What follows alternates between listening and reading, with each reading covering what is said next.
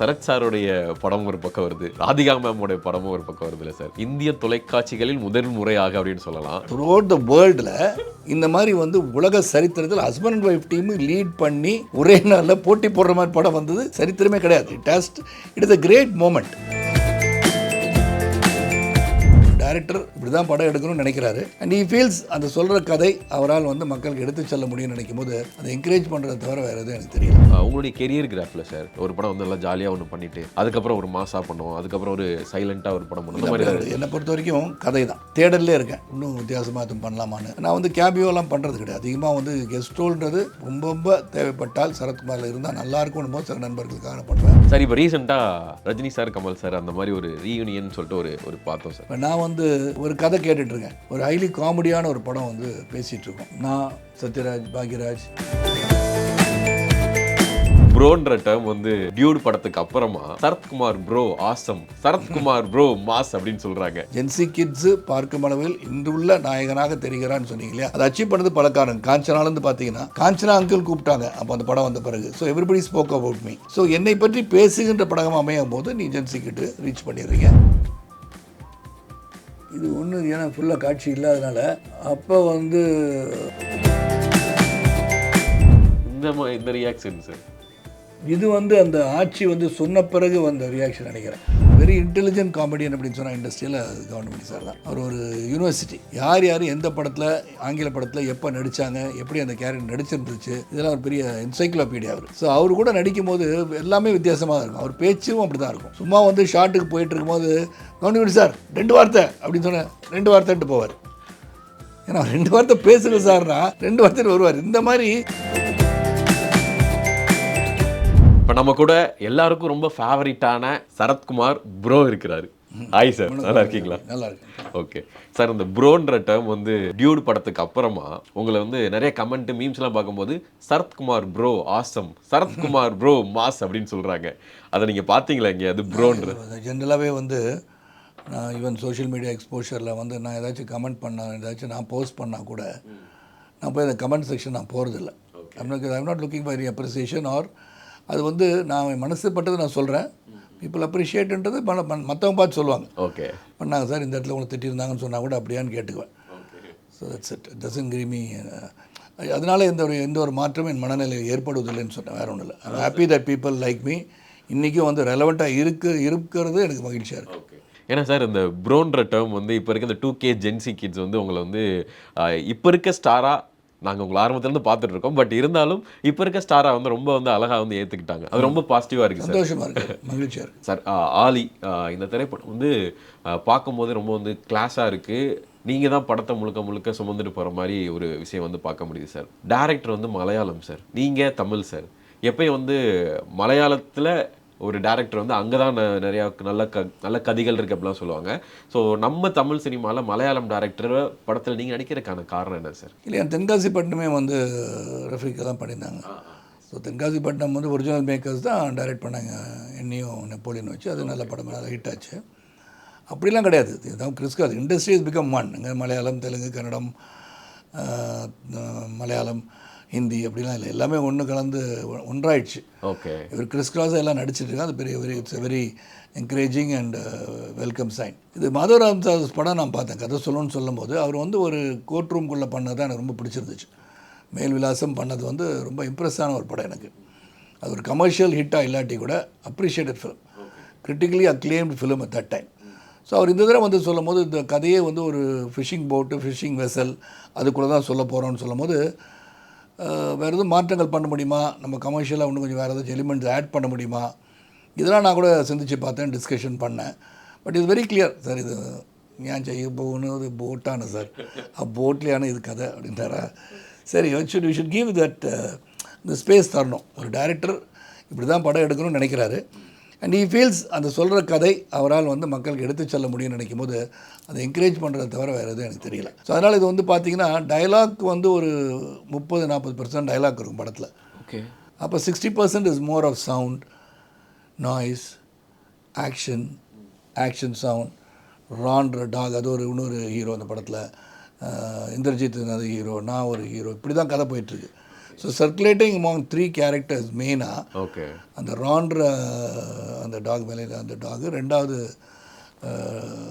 இந்திரஜித் தம்பி, நான், 3 பேர். அண்ட் கடல், ரசூல் பூக்குட்டி டைரக்டர், கேமராமேன், இப்படி தான். ஸோ அது வந்து more of sound. So Resul Pookutty எனக்கும் நண்பராக இருந்தனால நான் ரசூல் தான் நல்லாயிருக்கும்னு சொன்னேன்.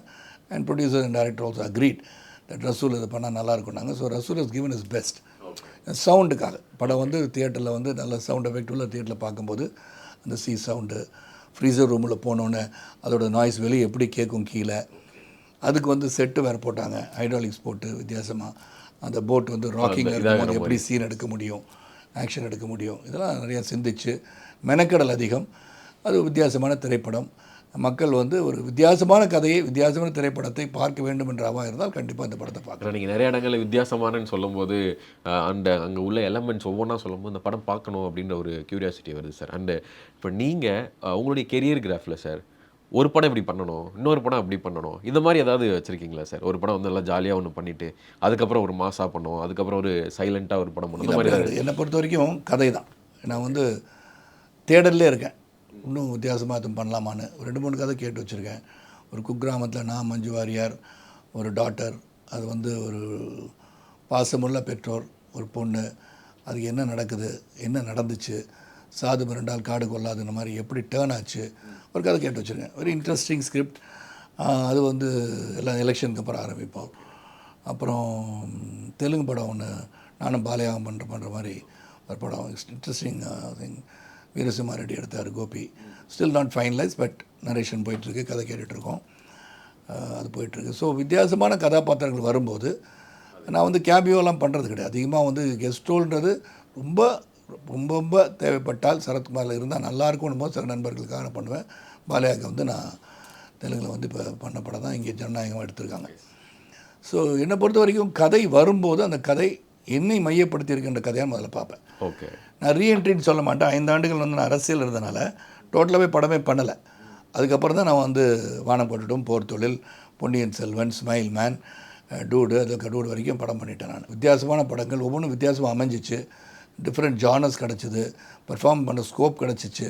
ஸோ அப்படி பார்க்கும்போது இன்றைக்கி இருக்க நீங்கள் முதலே சொன்ன இதுதான், ஜென்சி கிட்ஸு பார்க்கும் அளவில் இன்று உள்ள நாயகனாக தெரிகிறான்னு சொன்னீங்க இல்லையா, அதை அச்சீவ் பண்ணது பல காரணம். காஞ்சனாலேருந்து பார்த்தீங்கன்னா அந்த டிரான்ஸ்ஜெண்டர் கேரக்டர் பண்ணது வந்து லாரன்ஸுக்குன்னு ஒரு ஆடியன்ஸ். ஆமாம். ஸோ அந்த ஆடியன்ஸ் என்னை பார்க்குறாங்க. காஞ்சனா அங்கிள் கூப்பிட்டாங்க அப்போ அந்த படம் வந்த பிறகு. So everybody spoke about me. So என்னை பற்றி பேசுகின்ற படமாக அமையும் போது நீ ஜென்சிக்கிட்டு ரீச் பண்ணிடுறீங்க. அப்போ இவர் இந்த படம் என்ன படம் பண்ணியிருக்காரு அப்படின்னு பார்க்கின்ற வாய்ப்பும் கிடைச்சிருதுன்னு சொல்கிறேன். சார், உங்களுக்கு வந்து டாக் அப்படின்னா பிடிக்கும், நீங்கள் டாக் வளர்க்குறீங்க. இந்த படத்தில் வந்து அந்த பெல்ஜியம் ஷெப்பர்டு அது ரொம்ப அக்ரெசிவாக இருக்கும்னு சொல்லுவாங்க, அதை ட்ரெயின் பண்ண ரொம்ப கஷ்டம் அப்படின்னு சொல்லுவாங்க. அந்த டாக் கூட நடிக்கிற எக்ஸ்பீரியன்ஸ் எப்படி தான் சார்? அதெல்லாம் டாக் லவர்னால நான் வந்து ஈஸியாக பழகிட்டேன். அது ஒரு one of the sharpest police dogs use in the world, Belgium Malinois. So அது அந்த போட்டில் கம்ஃபர்டபுளாக இருக்குது அப்படின்ற போது எப்படி அது சீலை வந்து இப்படி ஆடிக்கிட்டு போகிறதுல அது வித்தியாசமாக இருந்துச்சு. அதோடு வந்து இந்திரஜித்துக்கு ஒரு ஃபைட் எடுத்திருக்காங்க, இன்ட்ரெஸ்டிங்காக பண்ணியிருக்காங்க.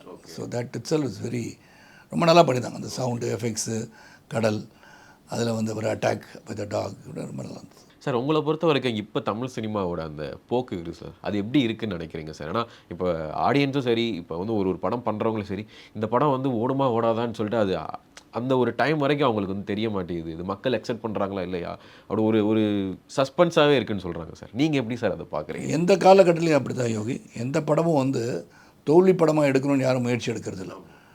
வெற்றி படமாக இருக்கணும் தான் அவங்க கதையிலேருந்து எல்லோரும் கதைகளுக்காக உட்காந்து அமர்வில் எல்லாம் கருத்துக்கள் பரிமாறப்பட்டு அதுக்கப்புறம் வந்து அந்த படம் வந்து திரைக்கு வருது. ஷூட் பண்ணி நினச்சது வந்துச்சா வரலையான்னு சொல்லி எடிட்டில் உட்காந்து பார்த்து இதை வந்து சிசில் பண்ணி இதுதான் அப்படின்னு படத்தை கொடுத்த பிறகு அந்த ஆடியன்ஸ் ஹேவ் டு டிசைட்ன்றது ஒன்று இருக்குது. அப்போ அந்த ஆடியன்ஸ் கிட்ட படம் போகும்போது அவங்களுக்கு பிடிக்குதா பிடிக்கலையான்றது அவங்க ஜட்மெண்ட் தான். அது நம்ம ஜட்மெண்ட்டு சொல்லி பாட். அதான் நான் ஒரு தடவை மகேஷ் பட்ஜிட்ட பேசிகிட்டு இருக்கும்போது பாம்பேயில் அவர் சொன்னார், we can postpone failures, hit is a ஃப்ளூக்குன்னார். அவ்வளோ பெரிய டைரக்டர், ஆலியா பட்டோட ஃபாதர். ஸோ அப்போ என்னென்னா நம்ம வந்து தோல்விகளை தள்ளி போடலாம், திரைப்படம் வந்து தோல்வியடையாமல் இருப்ப தள்ளி போடலாமா. ஹிட்டு நம்மக்கிட்ட கிடையாது, அவன் ஆடியன்ஸ் கிட்ட இருக்கு. நான் சூரியவம்சம் இவ்வளோ பெரிய ஹிட்டாக நினச்சிங்களா சார்? நான் நினைக்கல. நாட்டாமை இவ்வளோ பெரிய ஹிட்டாக நினச்சேன்னா நினைக்கல. ஸோ இந்த மாதிரி அவங்களுடைய ரசிப்புத்தன்மை என்னவாக இருக்கிறது அந்த மோமெண்ட்டில் படம் பார்க்கும் போது என்ன எதிர்பார்த்து உள்ளே வராங்க, அந்த எதிர்பார்ப்புக்கு சற்றளவு கூட நம்ம குறைஞ்சிட்டோம்னா ஐ திங்க் இந்த movie does not do well அப்படி தான் நான் நினைக்கிறேன். இப்போ ஆழி வந்து நான் ஒரு ஆர்டிஸ்டிக்காக வித்தியாசமாக பண்ணுவேன் நான் நினைக்கிறேன். அவங்களுக்கு அந்த படம் வந்து இப்போ டிஸ்ட்ரிபியூட்டர் ஹரி வந்து அந்த படத்தை பார்த்து தானே வாங்குறாரு. ஆமாம் ஆமாம். இன்றைக்கி வந்து எந்த ஒரு திரைப்படம் வந்து தயாரித்தால் கூட அந்த படத்தை தியேட்டருக்கு கொண்டு போகிறதே பெரிய கஷ்டம். அப்போ இந்த ஆழி திரைப்படத்தை வாங்குகின்ற ஒரு டிஸ்ட்ரிபியூட்டர் வந்துட்டார்ல, அப்போ that means he has like the film. எதுக்காக லைக் பண்ணது அவருக்கு தெரியுது. Maybe this movie would be a different film நான் நினைக்கிறார்ல. இப்போ என்னை பொறுத்தவரை இது ஆர்டிஸ்டிக்காக இருக்கோ, ரொம்ப ஆர்ட்டாக இருக்கோ அப்படின்னு நான் நினைப்பேன். ஏன்னா நிறைய கமர்ஷியல் படம் பண்ணிட்டோம். ஏன்னா நான் நடிக்கும் போது 4 எவ்வளோ ஃபைட் சார் இருக்குது, 4 ஃபைட்டா, சாங் எவ்வளோ சார், வெளிநாடா இங்கேயா செட்டா சார், இதுதான் கதையாக இருந்தது. ஒரு சின்ன கதை இருக்கும், ஃபைட் எவ்வளோ, 5 ஃபைட் 6 ஃபைட் வச்சுக்கலாமா சார், இப்படியே தான் டிஸ்ட்ரிபியூட்டர்ஸ் கேட்பாங்க. ஆனால் இப்போ அது மாறிடுச்சு. நீங்கள் கேட்டிங்களே அந்த கேள்விக்கு பதில், கதைக்கெல்லாம் மாறிடுச்சு. New directors, new wave directors, வித்தியாசமாக திங்க் பண்ணக்கூடிய டைரக்டர்ஸ் இவங்களாம் வந்த பிறகு அந்த திரைப்படத்தை ப்ரொமோஷன் ஒரு பக்கம் உதவுது, உள்ளே போன பிறகு அந்த எதிர்பார்ப்பு இருக்குல்ல, அந்த எதிர்பார்ப்புக்கு ஏற்ப அந்த படம் அமைந்து விட்டால் அந்த படம் ஹிட் ஆகுது. ஓகே சார், இது வந்து இந்திய தொலைக்காட்சிகளில் முதல் முறையாக அப்படின்னு சொல்லலாம் சரத் சாருடைய படம் ஒரு பக்கம் வருது, ராதிகா மேமோடைய படமும் ஒரு பக்கம் வருது இல்லை சார், இது வந்து எப்படி சார் நீங்கள் பார்க்க? இந்திய தொலைக்காட்சியில் இல்லை, இந்திய வரலாற்றில் த்ரூ அவுட் த வேர்ல்டில் ஒரு ஹஸ்பண்ட் அண்ட் ஒய்ஃப் டீம் ஒரு படம், அது 2 பேருமே லீட், சரத்குமார் நடிக்கும், கலையரசி ராதிகா நடிக்கும் தான் படம். அது தாஜ்கிழவி, இது வந்து ஆழி. இந்த மாதிரி வந்து உலக சரித்திரத்தில் husband and wife team lead பண்ணி ஒரே நாளில் போட்டி போடுற மாதிரி படம் வந்தது சரித்திரமே கிடையாது. It is a great moment of joy. தோ 2 படம் ஒன்றா ரிலீஸ் ஆகும்போது இப்போ தாய்க்கிழவி வந்து சிவகார்த்திகேயன் ப்ரொடியூஸ் பண்ணுறாங்க, அதோட ஹைப் இஸ் என்டையர்லி டிஃப்ரெண்ட். இப்போ நீங்கள் சொன்னீங்க, நீங்கள் தூக்கிட்டு போகிற மாதிரி இருக்குது, இந்த படத்தை சுமந்துட்டு போகிற மாதிரி இருக்குது. ஏன்னா மற்றவங்களாம் தெரியாதவங்களாம் இருக்கனால, ரசூல் பூக்குட்டி தெரியும், என்ன தெரியும், இந்திரஜித்தை தெரியாது, தேவிகாவை தெரியாது, மாதவ ராமதாஸ் தெரியாது, சஜி கிருஷ்ணாவை தெரியாது. ஸோ அப்படி இருக்கும்போது நம்ம இதை கொண்டு போகிறது, அந்த படம் அப்படி வருது 27ஆம் தேதி சொன்னாங்க. ஆனால் இதே வந்து எனக்கு February 25, 1994 கேப்டன் வந்து தயாரித்தது வந்து super good films. Lakshmi movie மேக்கர்ஸை இண்டஸ்ட்ரி கொண்டு வந்ததுன்னா பல படங்கள் பண்ணிட்டாங்க, வெற்றி படம் கொடுத்தாங்க. லக்ஷ்மி மூவி மேக்கர்ஸோட ஃபஸ்ட்டு படம் அரண்மனை காவலன், இந்த 2 படமும் ரெடி ஆகிடுச்சு. 2 பேரும் வந்து February அந்த தேதியில் ரிலீஸ் பண்ணிடுறாங்க. நான் சொன்னேன் சார், 2 படம் ஒரே ஹீரோக்கு எப்படி சார் ரிலீஸ் பண்ணலாம், ஏதாச்சும் ஒன்று இதாகிடும் சார், ஃபெயில் ஆகிடும் சார் ப்ளீஸ் அப்படிலாம் கெஞ்சி பார்த்தேன். சௌதரியும் விட மாட்டேன்ட்டார், லக்ஷ்மி பரவாயில்ல 2 படம் அது வந்துட்டு போதியா, நான் என் படத்தை ரிலீஸ் பண்ணிக்கிறேன்ட்டார் அவரும். 2 படமும் ரிலீஸ் ஆகி 2 படமும் 100 நாள் விழாவை கொண்டாடியது. அப்போ அதனால் 2 படம் இங்கே 100 நாள் ஓடுன்னு நான் சொல்ல, ஏன்னா இப்போ 3ஆவது நாளே சக்ஸஸ் மீட் வர காலத்தில் 100 நாள் என்பதே கனவாக இருக்கிறது. ஆனால் இந்த 2 படம் வரதுன்றது இருக்கு இல்லையா, இது வந்து இறைவன் கொடுத்த வரம் தான் நான் சொல்லுவேன். Okay, it doesn't happen in anybody's life.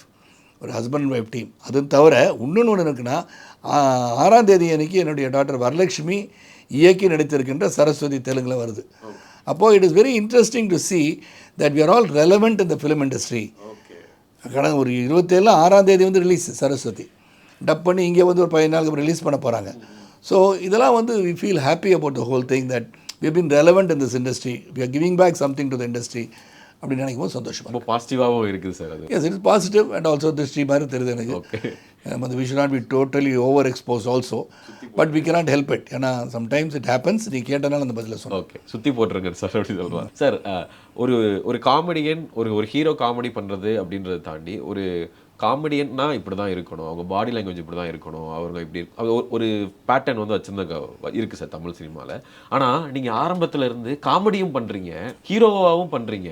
யாராவது சொல்லியிருக்காங்களா நீங்கள் இவர் இருக்கிற ஹைட்டுக்கும் இவரோட ஃபிசிக்கும் காமெடி பண்ணால் செட் ஆகாதுப்பா அப்படி யாராவது சொல்லியிருக்காங்களா ஆரம்பத்தில்? இல்லை, நம்ம அப்போ வந்து காமெடி பேஸ்ட் படம்னு எதுவும் பண்ணலையே. Always use to have another comedian film. Comedian ஒன்று வந்து ரோல் இருந்தது. இன்றைக்கி பார்த்தீங்கன்னா ரஜினி சார் படமாக இருக்கட்டும், கமல் சார் படமாக இருக்கட்டும், ஹீரோவாக தானே இருக்காங்க, ஆனால் அவங்க காமெடி பண்ணி தானே இருக்காங்க. ஸோ காமெடி என்பது வந்து எல்லா கதாநாயகரும் வந்து டச் பண்ணுற பேஸ் தான். அதுக்காக வந்து கதாநாயகன் காமெடியை பண்ணக்கூடாதுன்னு முடியாது. அப்போ சிரிக்காமே நடிச்சிட்டு இருக்காரு வந்துடும்ல, போர்த்தல் மாதிரி சீரியஸான ஒரு கேரக்டர், அந்த கேரக்டர் வாண்டட் தட். ஸோ அதனால் என்னை பொறுத்த வரைக்கும் comedy is part of life. நீங்கள் ஒரு திரைப்படத்துக்கு போனீங்கன்னா உட்காந்து அழுதுகிட்டே இருக்கக்கூடாது, ரொம்பவும் சிரிச்சிட்டு இருக்கக்கூடாது. Something has to be there. அந்த விதத்தில் it is part of life. நீங்கள் சிரிக்காமல் இருக்க முடியுமா வாழ்க்கையில்? சிரித்து வாழ வேண்டும், பிறர் சிரிக்க வாழ்ந்துடாதுன்றது தான் கதை. Let us be happy, joyful and pleasant and bring the சொசைட்டிக்கு நம்ம நல்லது பண்ணணும்னு நினைக்கிறோம்னா எனி ரோல் விச் இஸ் ரெலவெண்ட்டாக பண்ணும்போது காமெடி இல்லாமல் இருந்தாலும் கொஞ்சம் டல்லாக இருக்கும், அங்கங்கே பஞ்சஸ் இருக்க தான் செய்யும். சார், ராதிகா மேமோட ஒரு இன்டர்வியூ இப்போ ரீசெண்டாக அவங்க வந்து உங்களுடைய லவ் பற்றி ரொம்ப அழகாக சொல்லியிருந்தாங்க சார். உங்களுடைய சரத் சார் வந்து இப்படி தான் லவ் பண்ணுவார் அப்படின்னு ஒரு விஷயம் வந்து சொல்லியிருந்தாங்க. இப்போ உங்கள் சைடில் இருந்து ராதிகா மேமோட லவ் எப்படி சார்? அவங்க எப்படி உங்கள்கிட்ட வந்து லவ் எக்ஸ்பிரஸ் பண்ணுவாங்க? அந்த ஒரு கைண்ட் ஆஃப் விஷயங்கள் எப்படி சார்? லவ் எப்படி எக்ஸ்பிரஸ் பண்ணுவாங்கன்னா தெரியாது. என்னை பொறுத்த வரைக்கும் நல்ல நட்பு, ஒரு 10 ஆண்டு கால நட்பு. நான் அரவிந்த் சாமி ஏற்கனவே பல முறை சொல்லிட்டேன். அண்ட் அதுக்கே ஒரு குட் ஃப்ரெண்ட்ஸ். ஸோ ஒருவருக்கு ஒருவர் இந்த படம் நடிப்போம், இது நடந்துட்டுருக்கு, வாழ்க்கையில் இது நடக்குது அப்படின்னு பரிமாற்றங்கள் நடக்கும். எப்போ நம்ம மீட் பண்ணாலும் சரி, அது வந்து we use to constantly meet. இப்போ வந்து அவங்களும் பிஸியாக இருப்பாங்க, நான் பிஸியாக இருந்தேன், அரவிந்த் பிஸியாக இருந்தால் கூட நாங்கள்லாம் எப்போ மீட் பண்ணும்போதெல்லாம் அங்கே இல்லைடா உட்காந்து 2 hours உட்காந்து அரட்டை அடிச்சுக்கிட்டு என்ன நடக்குது வாழ்க்கையில், என்ன சினிமா பார்த்தோம், எது நல்லாச்சு நல்லா இல்லை, இந்த மாதிரிலாம் நான் நண்பர்களாக பழகி பேசிக்காக பர்சனல் லைஃப்பை பற்றி பேசி என்ன நடக்குது அப்படியா, இது ஷுட் நாட் ஹவ் டன், அது பண்ணிடக்கூடாது, இதெல்லாம் பேசக்கூடியவங்க. நட்பு ரீதியாக பழகின பிறகு, திருமணமான பிறகு we still hold that friendship and bond between both of us. அதுதான் எங்களுடைய லவ். ஓகே சார், உங்களுடைய படங்கள்லாம் பார்க்கும்போது வடிவேல் சாருக்கும் உங்களுக்கு இருக்க அந்த காம்போ வேற லெவலில் இருக்கும் சார். ஆனால் விவேக் சார் கூட நீங்கள் வந்து தென்காசிப்பட்டினம் படம் நடிச்சிருக்கீங்க. எனக்கு தெரிஞ்சு பார்க்கும்போது அது மட்டும் தான் நீங்கள் 2 பேரும் நடித்த படம். அதுக்கப்புறம் ஏன் சார் விவேக் சாரும் நீங்களும் வந்து இந்த கதை அப்படி எழுதுவேன்னு நினைக்கிறேன். ஏன்னா தென்காசிப்பட்டினத்துக்கு அப்புறம் நம்ம நடிக்கிற வாய்ப்பு அதிகமாக வரல. பட் வடிவேல் கூட நிறைய படம் ஏற்கனவே புக்காகி நடிச்சிட்டு இருந்ததுனால வடிவேல் கூட நிறைய நடிச்சிட்டேன். சார் ஒரே ஒரு காமெடி சார். ஆக்சுவலாக வந்து அது வந்து மாம்பழம் சாப்பிட்டுட்டு வந்துட்டு இருப்பீங்க நீங்கள். அது இப்போ ஃபோட்டோ நான் காட்டுறேன், அது உங்களுக்கு ஞாபகம் வருதான்னு பாருங்க சார். நல்லா இருந்துச்சு அது. மாம்பழம் சாப்பிட்டு வந்துட்டேங்கண்ணா. இந்த சீன் ஞாபகம் இருக்குதா சார்? இது வந்து மகாபிரபுல. Yes sir. ஓகே. மாங்காய் பத்தே மாம்பழம் பார்த்து மாம்பழம் சார். ஆமாம், ரோட்டில் வந்து கட் பண்ணி கொடுப்போம், அதான் தெரியல, ஏதோ சாப்பிட்டோம். ஆமாம், 4-5 இங்கிலீஷ் பேப்பரை மேய்ஞ்சிட்டு வந்து இங்கே வந்து நல்லா பில்டப் கொடுக்குறியடா அப்படின்னு சொல்லிட்டு அவங்க 2 பேரும் வந்து பேசிகிட்டு இருப்பாங்க. ஸோ அந்த டைமில் ஒவ்வொரு காமெடி இருக்கிற இடத்துலையும் அது எப்படி சார் டெவலப் ஆகும்? அவர் போய் அந்த சாக்கடை வந்து அவர் மேலே பட்டுரும், அப்புறம் வந்து கவுண்டமணி சார் கட்டி பிடிச்சிப்பாரு. அந்த டைமில் உங்களுக்கு இப்படி வெளியே இருந்து பார்க்கும்போது எப்படி சார்? ஏன்னா நாங்கள் இப்போ பார்க்குறோம், எங்களால் சிரிப்பு தாங்க முடியல அப்படின்னு இருக்குது. அது செட்டில் எப்படி சார் இருக்கும் அந்த சீன்லாம்? இல்லை, பேசிக்காக வந்து இது வந்து காட்சி வந்து டெவலப்மெண்ட் வந்து அதிகமாக நடக்கும். அங்கே ஒரு சீன் வந்து இப்படி இருக்கும், அதை வந்து ஆர்டிஸ்ட் வந்து ஓன் த சீன் வந்து இப்படி பண்ணால் ஒன்று நல்லா இருக்கும் டேரக்டர் கேட்கும். டேரக்டர் வந்து பண்ணிக்கோங்கன்னு சொல்லும் போது அது டெவலப் ஆகிடுது. லொக்கேஷன் டெவலப் ஆகி சில சமயம் வந்து இந்த காட்சியை எடுக்க முடியாமல் போயிடும். ஏன்னா அவ்வளோ சிரிப்பு வந்துட்டுருக்கோம். எதில் நடிக்கிற நடிகர் சிரிச்சிட்டு இருக்க மாதிரி ஆகிடும். நான் பேசும்போது அவருக்கு சிரிப்பு வந்துடும். ஸோ செட்டே சிரிச்சிட்டு இருப்பாங்க. டைரக்டர் கொஞ்சம் பிரேக் கொடுப்பார், ஆஃப் அன் கொஞ்சம் இருங்க, இதை எடுத்து பிடிக்கணுமா வேண்டாமா, இப்படி சிரிச்சிட்டு தான் எப்படி படம் எடுக்க முடியும் அப்படின்லாம் நடந்திருக்கு. அப்படி நடந்து இல்லை, மகாபிரபு நடந்திருக்கு, எல்லாம் நிறைய படத்தில் நடக்கும். இந்த காமெடி எடுக்கும் போது ஏன்னா ஒவ்வொருத்தரையும் நம்ம மாற்றிடுவோம்ல, சேம் டைலாக் தான் சொல்லாட்டி அதே மீனிங்குள்ள டைலாக் வேறு ஏதோ கிராக் பண்ணிட்டு போய்டும், வேறு மாதிரி சிரிப்பு வந்துடும். ஸோ இப்படி போயிட்டு இருக்கும். ஏதாச்சும் ஒரு ஃபிக்ஸ் பண்ணுங்க சார் அப்படின்ற அளவுக்குலாம் நான் நடிச்சிருப்போம். ஸோ அந்த இன்வால்மெண்ட் இந்த சீன் மேக்கிங் இட் பெட்டர், அந்த ஆடியன்ஸ் வந்து இன்னும் பெட்டராக என்டர்டெயின்மெண்ட் பண்ணணும்னு நினைக்கலாம். நிறைய சீன் பண்ணியிருப்போம் சார். சூரியன் படம் சார், அதில் வந்து அரசியல் அதெல்லாம் சாதாரணமாப்பா அப்படின்னு சொல்லிட்டு கவுண்டமணி சார் பேசிட்டே இருப்பார். உங்களை ஃப்ரேமில் பார்க்கும்போது நீங்கள் சிடுசிடுன்னு இருக்கணும் சார். ஏன்னா அது ரொம்ப எனக்கு தெரிஞ்சு அவர் பண்ணுற காமெடிக்கு அந்த சீன்ஸ்லாம் ரொம்ப நீங்கள் நார்மலாக விட இவ்வளோ சிடுசிடுன்னு இருக்கணும். சிரிப்பை எந்த அளவுக்கு அந்த சீன் கண்ட்ரோல் பண்ணி அது எத்தனை டேக் சார் போச்சு? இல்லை அவர் வந்து அவர் ஒரு வித்தியாசமான காமெடியன். அதாவது வெரி இன்டெலிஜென்ட் காமெடியன் அப்படின்னு சொன்னால் இண்டஸ்ட்ரியில் அது கவுண்டமணி சார் தான். இன்டெலிஜென்ட் அப்படின்னா he sees a lot of films. அவர் ஒரு யூனிவர்சிட்டி மூவிஸ் வந்து ஹாலிவுட் மூவிலேருந்து கவுண்டமணிக்கா இவ்வளோ தெரியுமான்னு கேட்டிங்கன்னா, யார் யார் எந்த படத்தில் ஆங்கில படத்தில் எப்போ நடித்தாங்க, எப்படி அந்த கேரக்டர் நடிச்சிருந்துச்சு, இதெல்லாம் ஒரு பெரிய என்சைக்ளோபீடியா அவர். ஓகே. ஸோ அவர் கூட நடிக்கும் போது எல்லாமே வித்தியாசமாக இருக்கும். அவர் பேச்சும் அப்படி தான் இருக்கும். சும்மா வந்து ஷார்ட்டுக்கு போயிட்டு இருக்கும்போது கவுண்டமணி சார் 2 வார்த்தை அப்படின்னு சொன்னேன், 2 வார்த்தைன்ட்டு போவார். ஏன்னா 2 வார்த்தை பேசுங்க சார்னா 2 வார்த்தைன்னு வருவார். இந்த மாதிரி ஒரு ஸ்பான்டேனியஸாக ஏதாச்சும் சொல்லியிருப்பார். அதான் கவுண்டர் மணி ஆகிட்டான்னு நினைக்கிறேன். ஓகே. ஸோ அவர் கூட நடிக்கும் போது வித்தியாசமாக இருக்கும். அப்புறம் ஏதாச்சும் கமெண்ட் அடிப்பார், ஏதாச்சும் உட்காந்து பாரு இன்னைக்கு எடுத்து முடிக்க மாட்டான் போல இருக்குன்னு ஏதாச்சும் சொல்லிட்டு இருப்பார். அவர் நிறுத்தவே மாட்டார். நீ பாருங்கள் இன்றைக்கி நம்ம 6 மணிக்கெல்லாம் போக முடியாது பிரதர், பாருங்கள் ஜி தான் சொல்கிறேன். நிறையா பண்ணுவார். இந்த மாருதி காரை தொடையில் தூக்கி வச்சுட்டு அந்த சீனுக்கு அப்புறம் தான் உங்களை வந்து அதிகமாகவும் ரொம்ப வந்து பேச ஆரம்பித்தாங்க சார். அது எப்படி சார் அந்த மாருதி காரை தூக்கி தொடையில் வச்சு? இல்லை, மாருதி காரை தூக்கி தொடையில் வைக்க அப்படின்றது சாதாரண விஷயம் கிடையாது. It's not a very easy job and nobody can do it. அதில் என்னென்னா ஃப்ரண்ட்டு வந்து இன்ஜின் இருக்கிற இடத்துல நம்ம தூக்க முடியாது என்றைக்குமே. பேக்கு வந்து ஒரு 2 பேர் சேர்ந்தா தூக்கிடலாம். ஏன்னா இப்போ ரேலிலாம் போயிருக்கேன் நான், கர்நாடகா 1000 ரேலிலாம். So 2 people will lift the cars out and கழட்டி இப்போ வீலே மாட்டிடுவோம், ஜாக் எல்லாமே. ஸோ அந்த பிரின்சிபல் இருந்தது. பட் அது தொடையில் வைக்கிறது சாதாரண விஷயம் கிடையாது, வைக்கவும் முடியாது. ஏன்னா அது வந்து காட்சியின் ரகசியத்தை உங்களை நான் பகிர்ந்து கொள்ள ஆசைப்படவில்லை. ஆனால் ஒரு டஃப்பான ஒரு கதாநாயகன் காமிக்கிறதுக்கு அது வந்து மிகைப்படுத்தி காட்டப்பட காட்சியாக இருந்தாலும் அந்த தொடையில் வந்து அந்த இது இருந்தால் கூட, முட்டை இருந்தால் கூட அது வைக்கும் போது இங்கே அழுத்தி மார்க் வருது இல்லை, அது வரதான் செய்யும். அந்த பேனை தாங்குகிற வலிமை இருக்க வேண்டும், அவ்வளோதான். Okay sir. சில மீம்ஸில் உங்களோட ரியாக்ஷன்ஸ் இருக்குது சார், அதை நான் காமிக்கிறேன், அதை நீங்கள் ரீக்ளிக். இது ஒன்று ஏன்னா ஃபுல்லாக காட்சி இல்லாதனால அதில் வந்து ஒன்று வந்து நான் வந்து வெங்காயம் நறுக்க வச்சுருப்பாங்க. ஓகே. அப்போ வந்து இதெல்லாம் தான் நான் பண்ணுவேன் அப்படி பையன் கேரக்டரை வந்து கலாச்சிட்டு இருக்கும் போது எடுத்தது மாதிரி தெரியுது. பட் எந்த இடம் தெரியல அது. ஓகே. இந்த ரியாக்ஷன் சார், இது வந்து அந்த ஆட்சி வந்து சொன்ன பிறகு வந்த ரியாக்ஷன் நினைக்கிறேன். Towards climax. ஓகே. அது டுவர்ட்ஸ் கிளைமேக்ஸ் ஷார்ட்டு ஆட்சி வந்து சொல்லும் போது எடுத்த காட்சி நினைக்கிறேன். இந்த டயலாக்ஸ் இது வந்து அரசு படம். நான் வந்து அந்த ஷேர் பண்ணுங்க ரூம்னு சொல்லிட்டு சிம்ரன் சொல்லிட்டு போன பிறகு அது வந்து ஸ்பான்டேனியஸாக அவங்க சொன்ன சீனு காட்சியோடு அதிகமாக பேசின சீன் அது. அப்படியா? ஓகே. அதுபோல் இப்போ ஃப்ளோவில் போயிட்டே இருந்துச்சு. இது எங்கே துவச்சதுன்னு ஆற்றுலன்னுவேன். எந்த ஆற்றுல? ஓடுற ஆற்றுல தான் சொல்லி இதெல்லாம் வந்து அங்கே நடந்தது. ஓகே.